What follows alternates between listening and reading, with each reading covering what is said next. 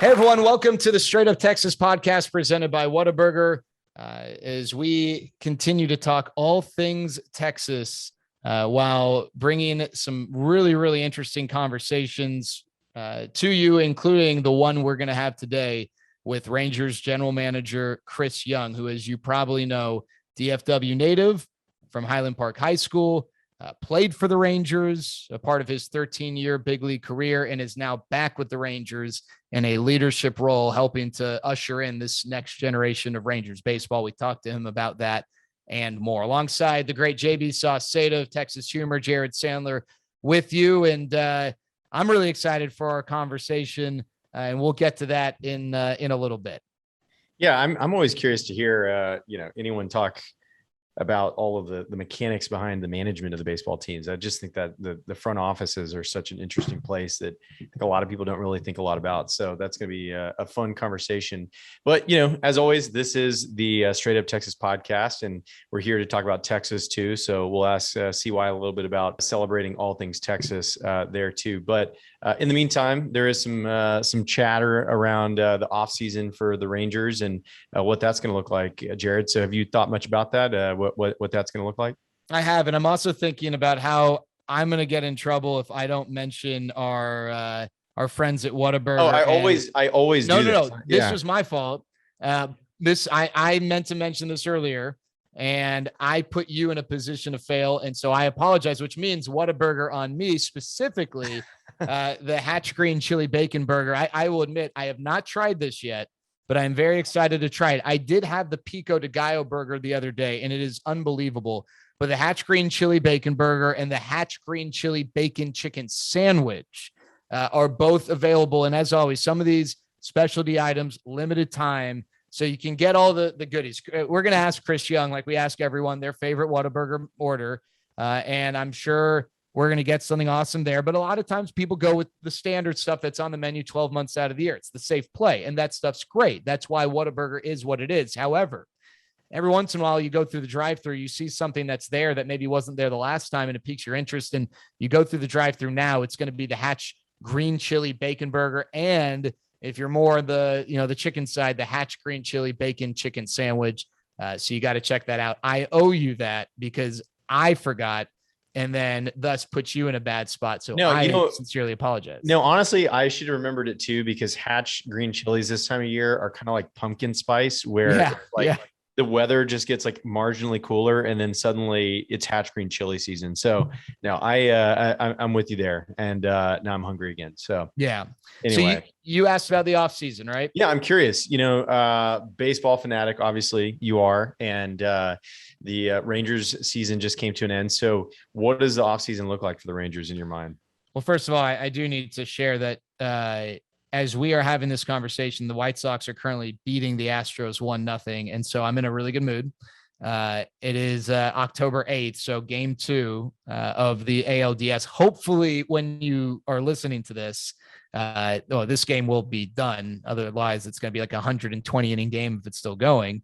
But hopefully when you're listening to this, you think, yeah, hey, the White Sox held on and they won the game. But the Rangers obviously are hoping to be in this position. They want to be playing baseball right now. And it's not an overnight thing. With where the Rangers are, you don't go from losing 102 games to winning 102 like that in one off season. It's a gradual change, and it's a little bit unlike, say, football. There's a lot of parity in football. There's the whole idea that they're going to be, half the teams that made the playoffs the year before are not going to make it the next year. And maybe drafting a quarterback can just totally change the complexion of your organization. Well, baseball doesn't have that frequency, or the frequency is not there in baseball to just make these sustainable transformations of great significance overnight. In the NBA, you draft LeBron James, all of a sudden you go from being the worst team in the league to an NBA finals contender. It doesn't work that way in baseball. You draft a player like the Rangers drafted Jack Leiter with the 2nd overall pick, and whomever they draft this upcoming draft next year with the 3rd pick, it's still going to take a couple years, at least, for these guys to make it to the big league. So, the Rangers, I think sticking with the plan is, in general, what needs to happen. The organizations who find themselves in perpetual rebuild mode are organizations that succumb to outside pressures and don't stick to the plan. And we don't necessarily know exactly what that plan is. But for the Rangers this offseason, there are a few tasks that I think are important. One is making the right strategic decisions to get their roster trimmed down to 40 players, which is a requirement that everybody deals with. And it's always a challenge because without getting into too much baseball 303, so to speak, you've got to protect certain guys in your minor leagues from the Rule 5 draft. Thus, you got to put them on the 40-man roster. You've got to account for external acquisitions. And then guys who are currently on the 60-day IL, they have to be added to the 40-man roster, or you have to remove them from the 40-man roster. Whereas when the season is going on, they can be on the 60-day IL and they do not count towards that. They cannot be there during the offseason. So that is always a challenge for any team. But I think the Rangers probably have more in the way of young prospects for whom there will be tough decisions as to whether or not to add them to the 40-man roster. And there's going to be a lot of strategy involved. Obviously, everyone focuses on the acquisitions, and we'll get here in a second to a big named acquisition. But the Rangers are in a position where they're going to need to, make sure that the roster has veteran leadership, some veteran depth. You want to promote competition. You don't want some of your young guys who very well could be a part of your future to just have stuff handed to them. If you are, Mike Trout, you go into the offseason and spring training knowing you have a job. Like, you don't need to, you have enough skins on the wall. You don't need to earn it. You have earned it. The Rangers don't have guys like that on their roster, and that's okay. That's where they are. But what's important is to reinforce competition and making sure that, you sign a veteran to play a particular position, say center field, so that Leody Taveras knows that he's got to win that job. He's a part of the future, but as far as the present, he's got to earn that. And you keep that dangling carrot. And so making shrewd moves like that, I think, is important. And then the big fish, everyone always wants their team to sign a big fish. Sometimes it makes sense. Other times it does not. There are a lot of shortstops out there who are available, will be available in free agency. The name that, resonates with me the most is Carlos Correa. There's DFW's Trevor Story, who I think would also be a fantastic option. The Rangers have been very clear. Chris Young, the general manager, who you're going to hear from in a bit, and very clear, along with John Daniels, money is not going to be an obstacle, which that is going to rule out 2/3 of the teams for these players. They're not willing or able to spend the money. That's not going to be a challenge for the Rangers. But the Rangers need to decide, first of all, they need to, they want to be in a position where these guys want to play for the Rangers. And so they've got to convince them, but also the Rangers need to make sure that if they're going to invest $30 million a year in a player for 8+ years, that this guy's the right fit. And so, someone asked me the other day, Jay, what is the worst case scenario for the Rangers this offseason? And I think a lot of people would say they don't sign one of these guys. They don't sign Correa. They don't sign Story. They don't sign Marcus Semien, one of these big name free agents. I would contend that the worst case is signing the wrong guy. It is being stuck in a bad contract, a bad situation, because you were not able to determine some of those intangible elements that help you have a better idea. You're never going to know for sure, but a better idea whether a player is going to be a fit. And it's when you sign a guy to an $8 million deal for 2 years and they're not a fit, whatever. You make it work. You figure it out. If you cut bait, you cut bait. You don't have that same luxury when you sign a guy to a 10-year, $300 million contract. And so that is going to be a significant task for the Rangers, is not only trying to get one of these guys, but making sure that they're going after the right guy. What else should, we be considering going into the offseason outside of all, what you covered? Well, we should consider that I need to just shut up because the Astros just scored. And so clearly I'm not providing the right mojo. Jay, the collective bargaining agreement is going to expire after the season ends. And that is a very nebulous thing to a lot of people.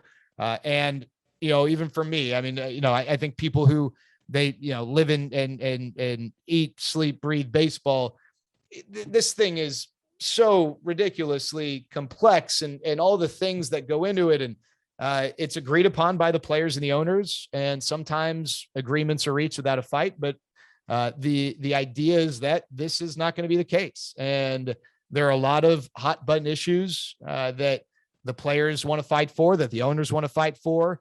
And it is going to create a lot of unknown and a lot of uncertainty. So what else do people need to know is that there's going to be a lot that no one really knows right off the bat until a collective bargaining agreement is reached, hopefully swiftly. We don't want to lock out, don't want to strike, don't want any, labor, not obviously you want labor peace. You don't want any, labor volatility or, mom and dad, they're going to argue, but we want mom and dad to still, agree at the end of the day and love each other. And right now it seems like mom and dad are arguing and, they're not close to an agreement. That is the vibe that has been presented.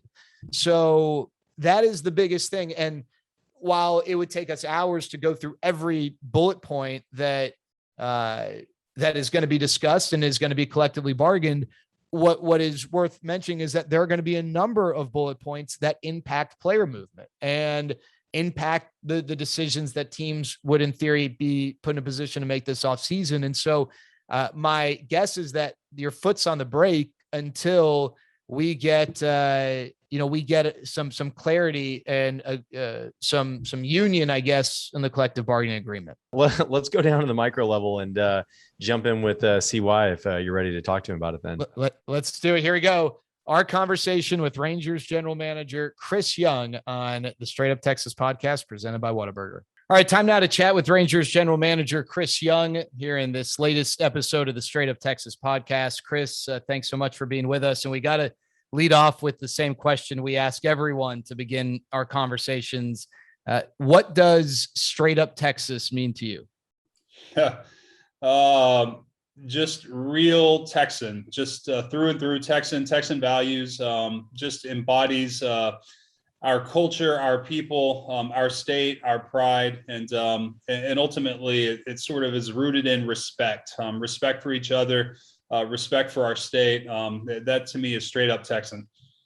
So one of the really neat things, and we talked about this actually the other day, and I know you've addressed this before, kids grow up wanting to play for their favorite team, their hometown team. You did that. You got to play the major league level with the Texas Rangers growing up here in DFW.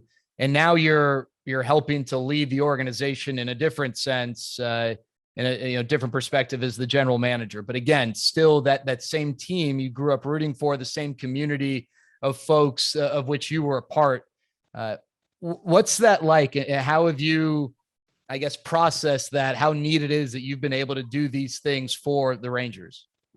Yeah, Jared. I mean, I think that growing up a Ranger fan, seeing games as a kid at Old Arlington Stadium, seeing my favorite players, my heroes in that stadium, and then the transition over to Globe Life Park or the ballpark in Arlington, and watching games through my high school years there, and then becoming a professional player and getting traded to the Rangers and making my major league debut for this organization. It's the team I grew up rooting for. Truly, it's the Rangers have been in my blood since I was born. My love of baseball is completely related to the Texas Rangers.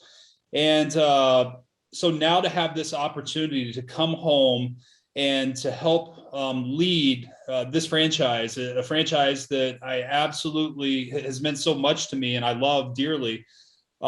Nothing could be more fulfilling in my mind than doing this job and helping us win World Series championships. And, I have a connection to our fans in probably a different sense in terms of I've been one forever. And I love this organization equally as much as every fan we have. And I understand their frustration at times, but also I'm grateful for their support. So speaking of the Rangers, and I mentioned you played for the Rangers, you debuted there. And before we started recording, I asked what that picture is. You're talking to us from your home office, and there's a really neat picture behind you, and it appeared to be a scoreboard. And then as you adjust the camera, it clearly is. And it's Fenway Park. It's clearly not Globe Life Park. Yeah, it is not. Yeah.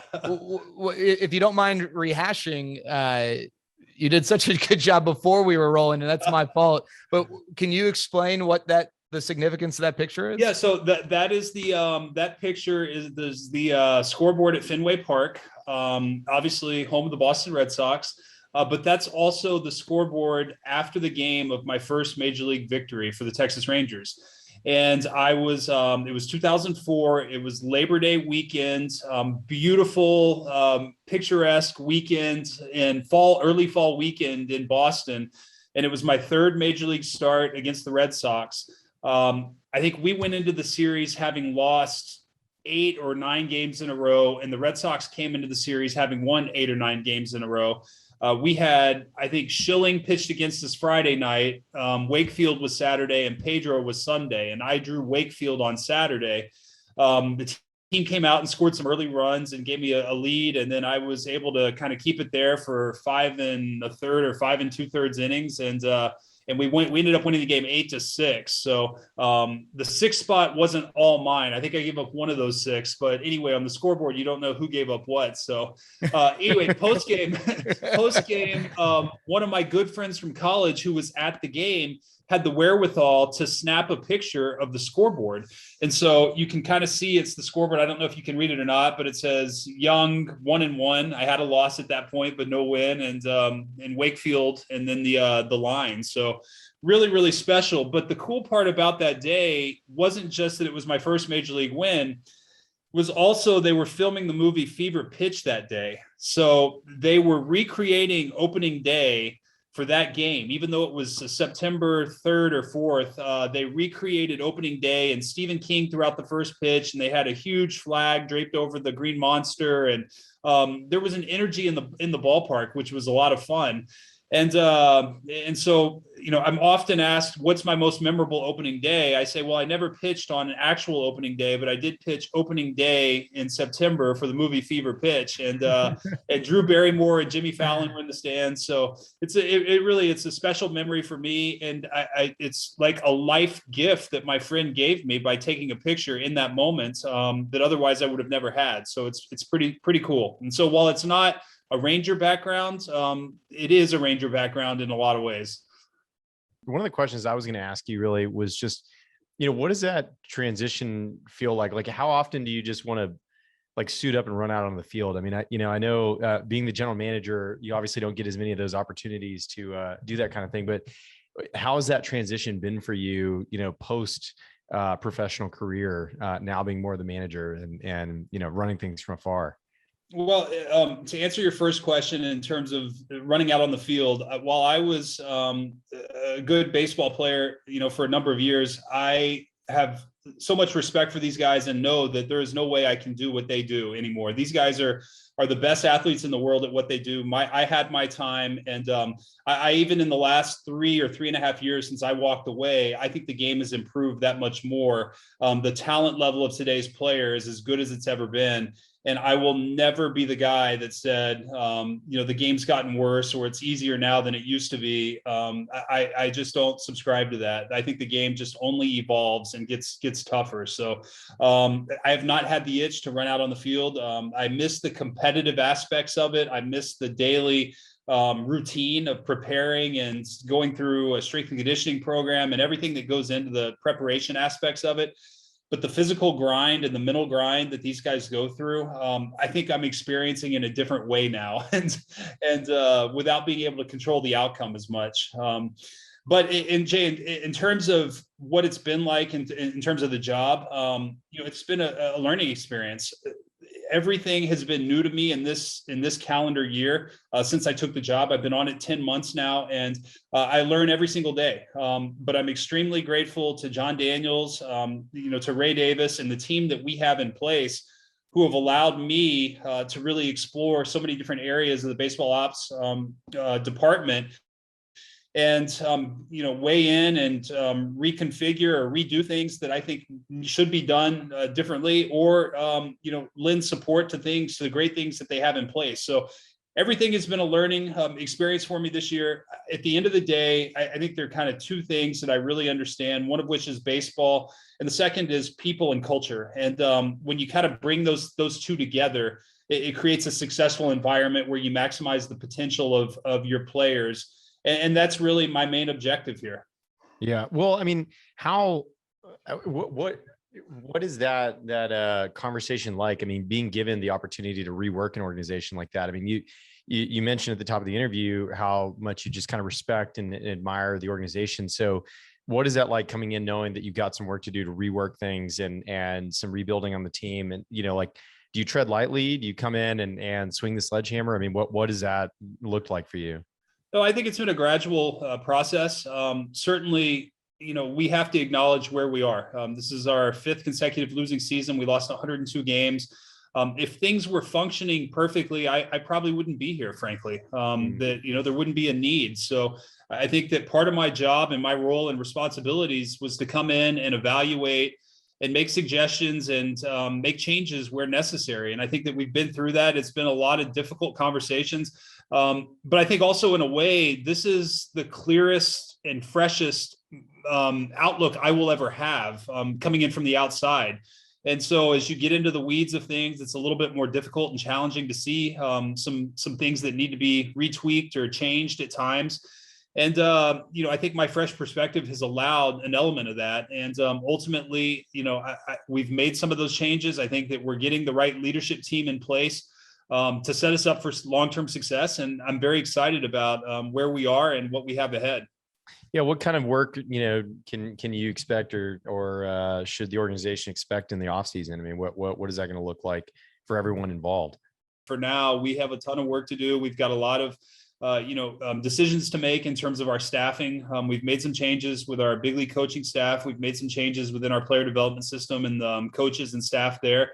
So we're restructuring things, and so we're starting. I almost feel like the last 4 weeks have been dedicated to human resources and really restaffing and going through interviews and finding the right leaders to move us forward. And so it's been a learning curve in that regard, but certainly we've got a team of people helping going through this process. And at the end, we're trying to identify the right people that match our values and can take our organization move us forward the ways that are necessary. And so I'm excited about that. And that's in terms of our big league coaching staff. That's in terms of we're looking for a bench coach, hitting coaches, farm director of minor league operations. So there are a number of positions and then several minor league coaches as well. So that's the main priority at this point. We're also starting our free agency planning, our offseason planning. We're evaluating our roster and who stays on and what changes may be necessary there. And, at some point we'll evaluate the trade market as well and really explore every possible way to improve our team so that our fans never experience a year like 2021 in terms of our record. Chris, I have a few questions about leadership. And you mentioned the C word, culture. And I know this is not something that shows up directly on a box score, or, on Baseball Reference or Pro Football Reference, whatever sport you're investigating. And this is not a novel opinion, but I am a big believer in the impact of culture and bringing out the best in people. How do you come into a role and influence, impact, change culture when you don't even have, it's not like you're around 10 people and those 10 people are all in the office. There are hundreds of people, players, staff. Some are in Texas, some are in Arizona, some are on the East Coast. They're all scattered throughout. How do you find a way to maybe not yourself directly connect, but make sure everyone is connected in whatever culture you're trying to establish? Yeah, Jared, it's a great question. And by no means do I have it figured out in terms of, having a track record or experience doing this. What I can tell you is that I think it's extremely important to evaluate. For me, coming in and just making swift change just for the sake of making change was not something I believe in and was willing to do. I really wanted to get to know as many people within the organization, and that's what this year has been for me, is trying to bounce around and see as many people, evaluate what areas of the organization are functioning well and the culture and morale are high, and then understanding what areas that maybe need some improvement. And the areas that have needed some attention are probably the areas that I've spent the most time this year. And it's frankly where we've seen some of the changes. And in terms of setting the culture, I think it starts with a vision. I think it starts with a vision and everybody understanding what we're trying to accomplish, what our collective goal is, and then explaining how we're going to get there. And I don't take lightly that people have heard it before, and that it's rhetoric until you show them with action. That action is much more influential and valuable than words.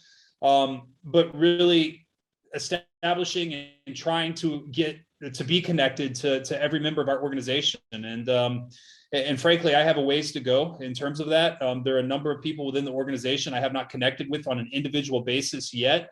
But collectively, I think in terms of the leadership I have, and I think everyone understands, hopefully who I am and how I value relationships and people in a collaborative environment, and in humility. And so I think that as we, root our values and principles in those things, and everybody has a collective understanding, they start to understand, okay, this is, if I match those things and I can exhibit those characteristics on a daily basis, along with my abilities to teach a skill or provide a service that I was hired to do, then certainly I think that people understand they have a spot in our organization and that we're going to, collectively get to a good spot long term. So that's a long answer of saying that really just getting to know people and trying to make them feel comfortable and be authentic, transparent, genuine, and show humility. I mean, I'm asking you to answer a question that probably, could be an hour-long conversation in and of itself too. So I'm probably not putting you, in a winning spot there, but I'm also curious about problem solving. And I guess that can be perceived in a variety of ways. I don't necessarily mean stuck on the side of the road, flat tire, although I guess that, in a way is a part of it, but you join an organization.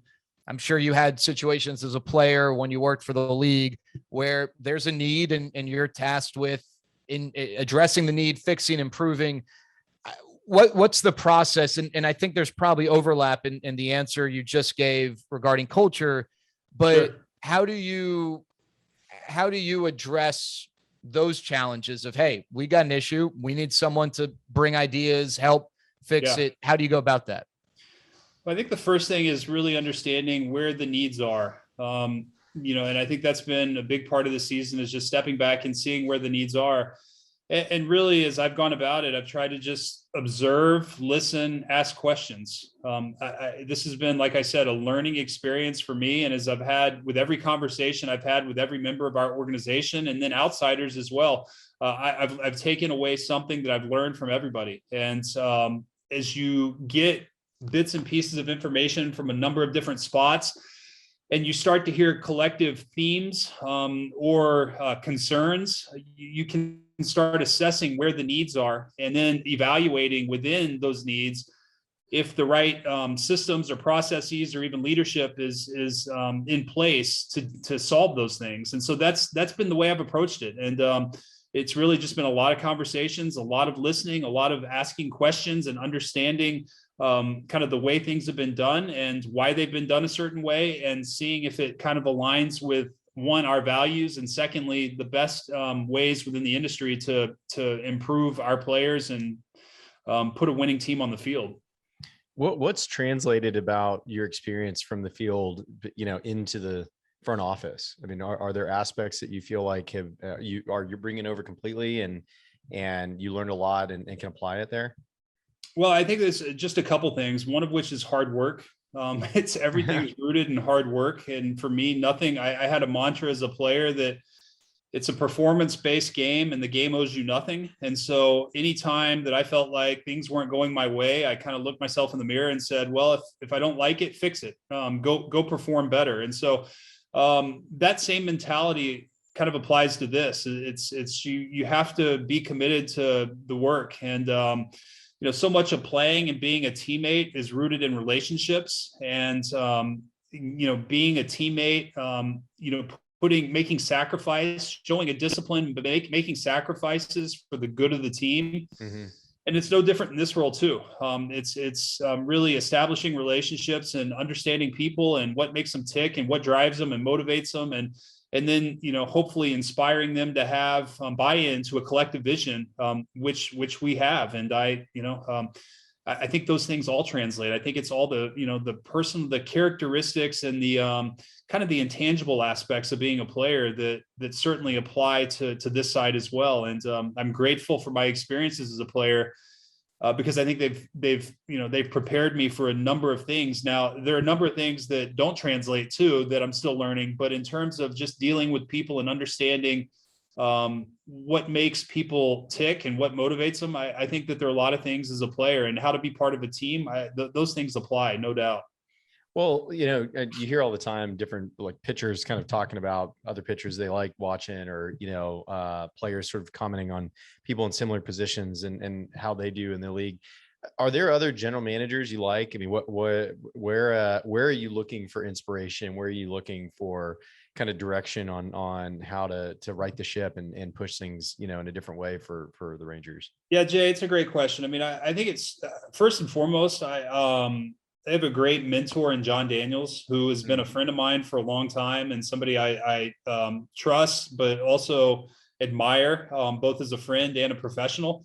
And so it starts with that. I mean, just every day having conversations with JD and learning from him, and hopefully he's learning little things from me that I don't know what I can tell him or provide to him that he doesn't already know. But that said, he's been a wonderful partner in this, and it's been extremely great to learn from him. On a broader level, really, that was the beauty of my previous job at Major League Baseball, working in the commissioner's office, is that I was able to establish relationships with all 30 general managers or presidents, even most of the owners, and then also all 30 field managers. So I've been able to learn from each and every one, and within each organization, understanding why certain organizations operate the way they do, why some are successful, why some aren't, but really have taken away from each and every one of those executives or managers within the game. And again, by no means do I have any of it figured out, but I do know that with every conversation, I learn something. Awesome. I don't want to get you in trouble, but there's an executive in the family who you did not mention, and that is your father-in-law, Dick Patrick, who's been involved in the Washington Capitals organization for a long time, president, I believe, a part of the ownership group, and then your wife Liz's great-grandfather, Lester Patrick. They're hockey fans familiar with that name, an award named after him, and one of the I guess most influential members of the NHL. And I know that hockey and baseball are different, but from like an executive leadership standpoint, what are some of the things you've learned from your wife's side of the family and their experiences? Yeah, Jared, it's a great question, because Dick has been an unbelievable mentor to me.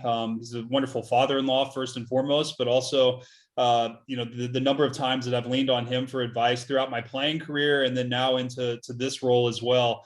It's been wonderful. But I think that more than anything, I've learned the value of patience from him. He is not a reactive person. He's a very, very thoughtful person who really processes. He doesn't like to make rash decisions, and just the ability to evaluate and let things play out and understand that the process needs time to work. And he is wonderful in that regard, and always provides amazing advice. But I even probably have learned more from him just by watching him as much as having conversations with him. But I'm unbelievably fortunate to have a great father-in-law and also a very supportive wife as well.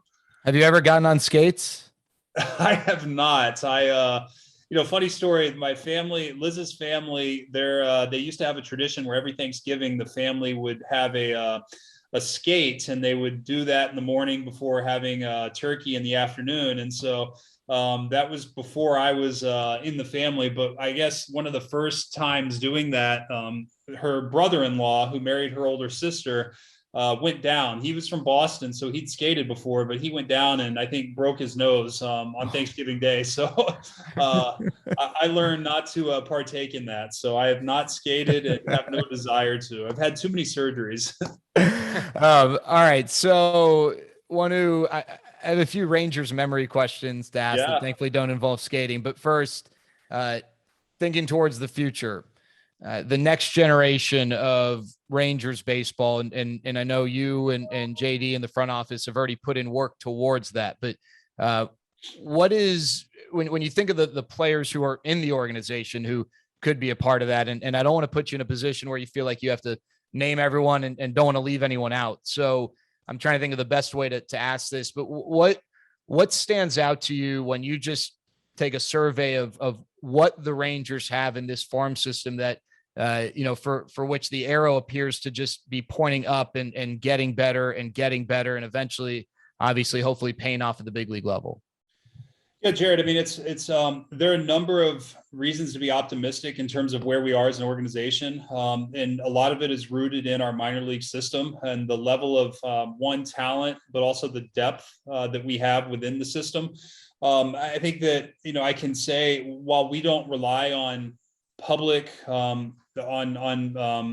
publications, public publications or rankings to evaluate our own.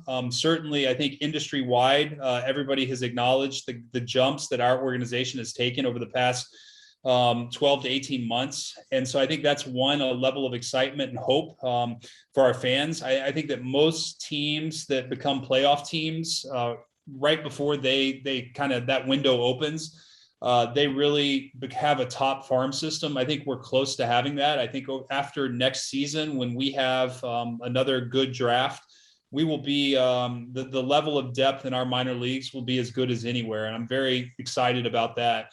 I don't want to get into specific players because I don't want to put pressure on those guys or make them think they're the chosen one, so to speak. But I think that we have a number of players that are on our top prospect lists that all can be a very, very important part of our future. That said, I recognize that prospects are simply that. They're prospects until they have success at a major league level. So, within our big league team, I think there are core pieces that really have had good seasons this year. On the position player side, I think obviously Kiner, Adolis, and Nate really stood out in terms of the way they perform. Now, we've challenged each of them that they have to get better too. And that's organization wide. We've challenged everybody, that myself included, we all have to get better. But if those guys continue to take the next step, I think that they showed some things this year that could certainly be part of the future.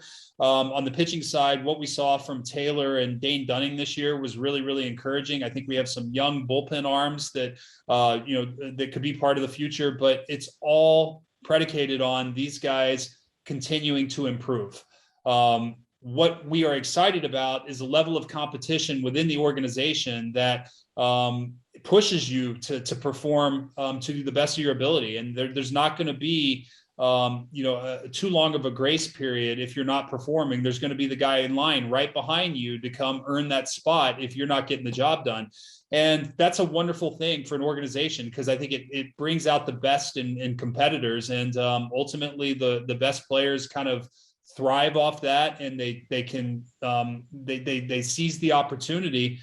And we're getting to that point. So it's pretty exciting, where we are. I think that this offseason is important for us in terms of adding the right free agents. I think we have some money to spend. We can find the right free agents that fit our culture, our values, and will be part of our run moving forward. Our championship window opens, and they'll provide the right leadership for all of these young players who are going to have the opportunity to step in and be part of our future.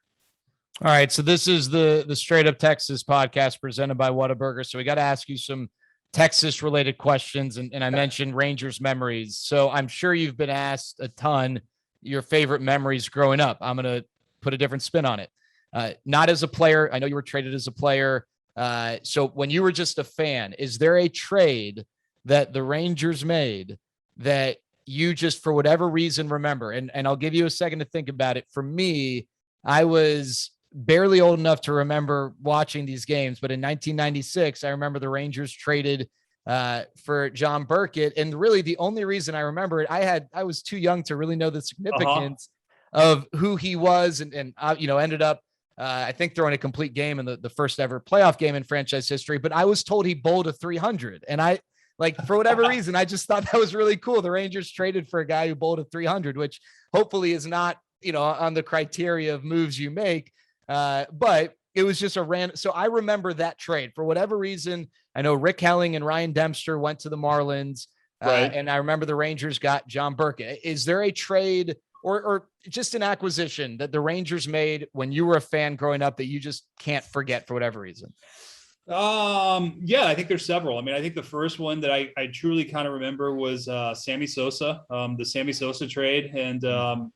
And I think we got Harold Baines back in return, if I'm not mistaken. And maybe there were other players involved, but Harold Baines coming over and kind of an older veteran player, DH, and, and giving up Sammy Sosa. And at that point, nobody knew what Sammy Sosa was going to become, but obviously that one stands out.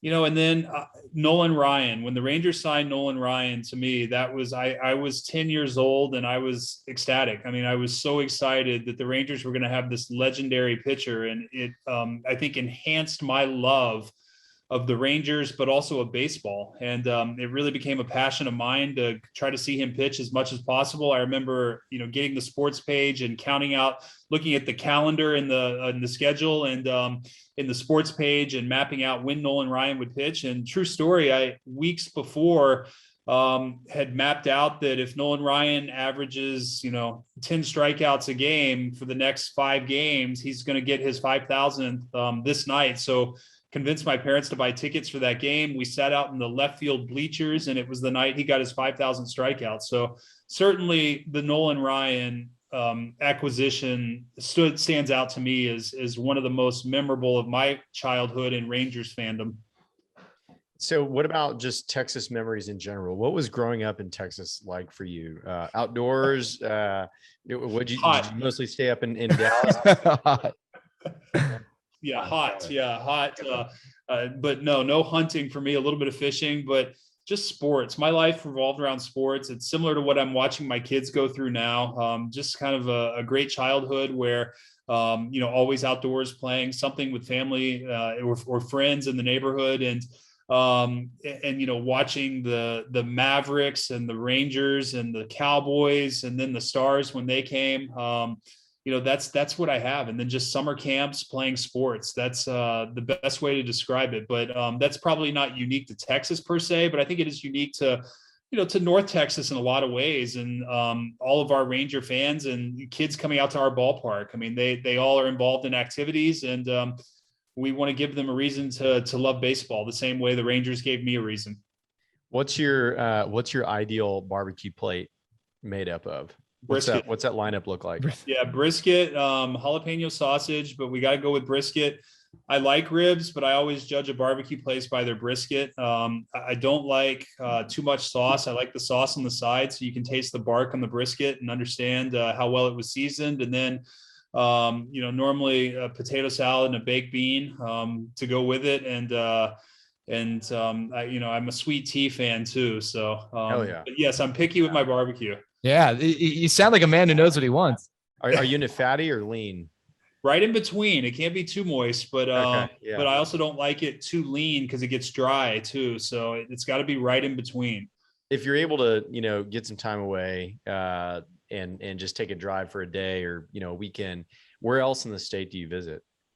Well, right now it's all the North Texas suburbs where my kids' games are, but it really is. It's every weekend, and frankly, it's more my wife doing it than me because during the season I've been out at the ballpark, so I actually caught my first games last weekend, and so, but the Hill Country is probably my favorite part of Texas. Absolutely beautiful area, and I think that. Any chance that we can get to kind of escape and go down and hang out there is would be our first choice. But there's so many cool parts. But really, the extent to which I've explored Texas this year has been Frisco, Round Rock, and then a car ride out through El Paso on the way to Phoenix.